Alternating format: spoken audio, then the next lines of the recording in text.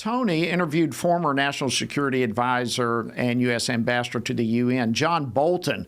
That was on his weekly show this week on Capitol Hill. And the two of them talked about the Russia news and the upcoming meeting between Trump and President Vladimir Putin, which, again, is happening this Friday in Alaska. And I want to share part of that conversation with you right now, starting with Tony's question on Russia's influence on nations like India, which President Trump, of course, last week ramped up tariff threats against over its purchase of Russian oil. Could Russia's influence in the region and in Europe be maybe dialed back a bit as the outcome, as we negotiate an outcome to this ceasefire with Ukraine? Well, it could be if the negotiations led to something that was favorable to Ukraine, and that's what we don't know. I think that what Putin wants to do at this upcoming meeting is try and restore his relationship with Trump. I think whether he intended it or not, Putin obviously pushed beyond the envelope of what Trump was willing to accept, and I think Putin wants to repair that. And I think he will try and gain the advantage over Volodymyr Zelensky of Ukraine, perhaps by presenting the Russian peace plan, so-called, for a solution to the war, or at least something in the nature of a ceasefire, so that Putin can say to Trump, see, I'm with you on this, and try and paint Zelensky and Ukraine as the obstructionist. Well, that might play into what we saw before, where it appeared that Donald Trump was kind of more aligned with Vladimir Putin than Zelensky. Could they reemerge as more of friendly alliances? Yeah, I think that's what Putin's going to try and do. Trump said many, many times he and Putin were friends.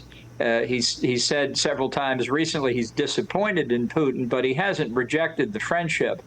So I think Putin needs somehow to repair the damage, but also set the stage for advancing whatever negotiations are going to follow here in a direction that's consistent with Russia. And he's achieved one objective already, because it will simply be Trump and Putin in this first meeting. No European leaders, nobody else, just the two of them, so that the former KGB agent Putin can see what he can do in that kind of setting. So, Ambassador, what are the potential pitfalls here that the Trump administration should be watching out for? Well, I think we don't want to disadvantage Ukraine. They're the ones who had aggression committed against them, and they're the ones who are fighting for their freedom and independence. So I think we need to be very careful not to put them in a hard position right at the beginning of the talks.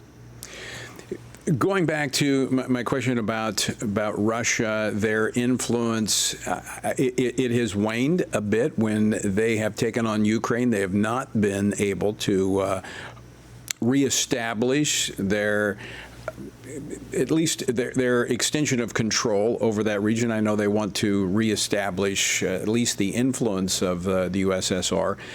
Could this set them back and cause some of these other countries that they hope to bring, or they had hoped to bring under their influence, more aggressive freedom to join the West? Well, I think that should be our objective, and I think we've also got to keep in mind not just the politics of Eastern and Central Europe, which are very important to the United States, but China as well. China's been a bigger aider of Russia in this aggression against Ukraine than India. I mean, India purchasing oil and gas, obviously that's not helpful. Things including laundering sanctioned Russian financial assets through its opaque financial system out into international markets. And we're in a very strange position here where the U.S. has sanctioned India for purchasing Russian oil and gas, but has not yet sanctioned China, which has really agitated the Indians quite a bit, as you can imagine, and I think left Ukraine wondering where they stand in that calculus. So I think we need from the administration a better explanation of what their strategy is, how these pieces fit together. Because honestly, at this point, we don't see one. There has been the threats of additional tariffs on China, but they've not happened. Why do you think that is? I'm worried about that. I know a number of China experts think that the negotiations are pointing in the direction of lenient treatment for China. I think that's a mistake.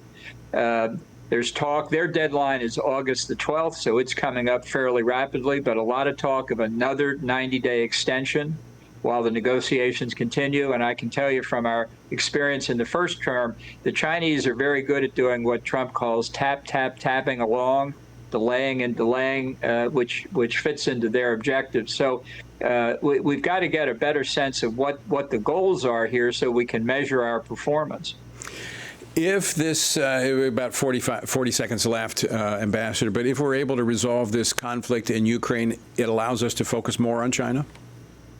It does, and I think that's why those sort of the isolationist stripe out there who say we should forget about Europe, forget about the Middle East, just worry about China, ignore the fact that if we can actually bring productive solutions in Europe, in the Middle East, ending Iran's nuclear and terrorist threat, then we'll have more time and attention to be able to devote to China, which is the main threat we're facing.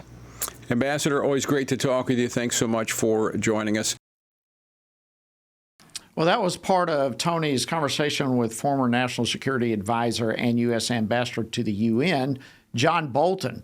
That was on the weekend program this week on Capitol Hill. By the way, if you'd like to catch more of that, you can go to thisweekoncapitolhill.com and catch more of it. Fascinating discussion.